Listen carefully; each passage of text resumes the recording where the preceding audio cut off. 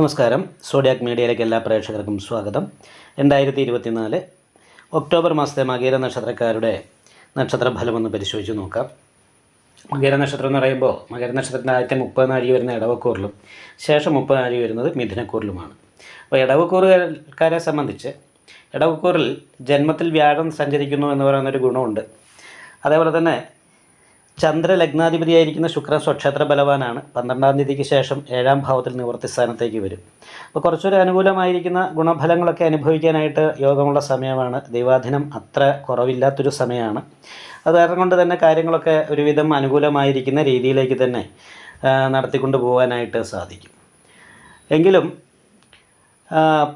12-ാം ഭാവാധിപതി 2-ൽ നിൽക്കുന്നതാണ് സാമ്പത്തിക ഞെരുക്കം പോലെയുള്ള കുറച്ച് കാര്യങ്ങൾ അനുഭവത്തിൽ വരാനുള്ള ഒരു സാധ്യതയുമുള്ളത് കാരണം കൊണ്ടൊന്ന് ശ്രദ്ധിക്കണം. സാമ്പത്തികമായിട്ടുള്ള ഇടപാടുകൾ വളരെ ശ്രദ്ധിച്ചു വേണം. അതേപോലെ തന്നെ മറ്റുള്ളവരോട് സംസാരിക്കുമ്പോൾ വളരെ ശ്രദ്ധിച്ച് സംസാരിക്കാൻ ശ്രമിക്കണം. കാരണം നമ്മൾ നേതൃത്വപരമായിട്ട് സംസാരിക്കുന്നു എന്ന് അവർക്ക് അനുഭവപ്പെടുക, അല്ല അവരെ കൊണ്ട് കാര്യങ്ങൾ പറഞ്ഞ് ബലമായി ചെയ്യിപ്പിക്കുന്നു എന്നുള്ള രീതിയിലൊക്കെ മറ്റുള്ളവർക്ക് തോന്നാൻ സാധ്യതയുണ്ട്. അപ്പോൾ അത് ശ്രദ്ധിക്കണം. മാനസികമായിട്ട് കുറച്ച് ടെൻഷൻ അനുഭവപ്പെടാനും സാധ്യതയുണ്ട്. എങ്കിലും ലഗ്നാധിപതി നിവർത്തി സ്ഥാനത്ത് നിൽക്കുന്ന കാരണം സ്വയം മുന്നിട്ടിറങ്ങി ചെയ്യുന്ന കാര്യങ്ങളൊക്കെ അനുകൂലമായിരിക്കുന്ന ഗുണഫലങ്ങൾ അനുഭവിക്കാൻ സാധിക്കുന്നതാണ്. കണ്ടക ശനിദോഷം ഉണ്ടെങ്കിൽ ശശമഹായോഗത്തിൻ്റെ ഒരു ഗുണം കൂടി കിട്ടുന്നതുകൊണ്ട് ശനിദോഷ പരിഹാരമായിട്ട് അയ്യപ്പക്ഷേത്രത്തിൽ നീരാഞ്ജനം വഴിപാട് ചെയ്താൽ പിന്നീട് അങ്ങോട്ട് ശശമഹായോഗത്തിൻ്റെ ഗുണം കൂടി കിട്ടുന്നതുകൊണ്ട് തൊഴിലിൽ അനുകൂലമായിരിക്കുന്ന ഗുണഫലങ്ങൾ അനുഭവിക്കാനായിട്ട് സാധിക്കുന്നതാണ്. എന്നാൽ മകേര നക്ഷത്രത്തിൻ്റെ അവസാനത്തെ 30 നാഴികയിൽ ജനിച്ചവരെ സംബന്ധിച്ചിടത്തോളം ലഗ്നത്തിൽ തന്നെയാണ് ചൊവ്വ നിൽക്കുന്നത്.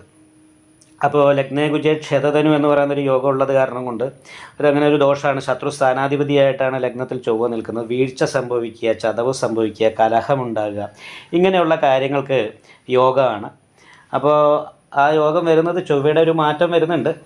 അപ്പോൾ ചൊവ്വ 20-ാം തീയതി കർക്കിടകൻ രാശിയിലേക്ക് മാറും. അപ്പോൾ 20-ാം തീയതി വരെയുള്ള സമയത്ത് ഈ പറയുന്ന രീതിയിൽ ശാരീരികമായിട്ട് തലവേദന, ദേഷ്യം, എടുത്തുചാട്ടം, ചതവ്, മുറിവ് ഇങ്ങനെയുള്ള കാര്യങ്ങൾക്കൊക്കെ യോഗമുണ്ട്. അത് വരണം, പ്രത്യേകം ശ്രദ്ധിക്കണം. 12-ാം വ്യാഴമാണ്. അപ്പോൾ 12-ാം വ്യാഴക്കാരെന്ന് പറയുമ്പോൾ കയ്യിലേക്ക് വരുന്ന ഭാഗ്യം കൂടി നഷ്ടപ്പെട്ടു പോകാനുള്ള സാധ്യത. വീട് വിട്ട് നിന്ന് തൊഴിലെടുക്കുകയാണെങ്കിലൊക്കെ കുറേ അനുകൂലമായിട്ടുള്ള ഗുണഫലങ്ങൾ ഉണ്ടാകും. കാരണം വെച്ചെന്നാൽ 4-ാം ഭാവത്തിൽ ഘടകാരകനായിരിക്കുന്ന കേതുവാണ്. അപ്പോൾ വീട്ടിൽ നിൽക്കുമ്പോൾ ടെൻഷൻ കാര്യങ്ങൾ വർദ്ധിക്കാൻ സാധ്യതയുണ്ട്. അതേപോലെ തന്നെ 4-ാം ഭാവത്തിൽ കേതു നിൽക്കുന്നതാണ് ഹൃദയ സംബന്ധമായിട്ടുള്ള രോഗങ്ങൾക്കും സാധ്യതയുണ്ട്. വീട് വിട്ട് നിൽക്കാനാണ് യോഗമുള്ളത്. വീട്ടിൽ നിൽക്കുമ്പോൾ ദേഷ്യം, എടുത്തേട്ടം പോലെയുള്ള കാര്യങ്ങളൊക്കെ അനുഭവത്തിലേക്ക് വരാനും സാധ്യതയുണ്ട്. ലഗ്നാധിപതി 5-ാം ഭാവത്തിലേക്ക് വരുന്നത് നല്ലതാണ്. എല്ലാ കാര്യങ്ങളും വളരെ കാൽക്കുലേഷനോടുകൂടി ചെയ്ത് തീർക്കാനായിട്ട് സാധിക്കും. ഭാഗ്യാധിപതി ബലവാനാണ്.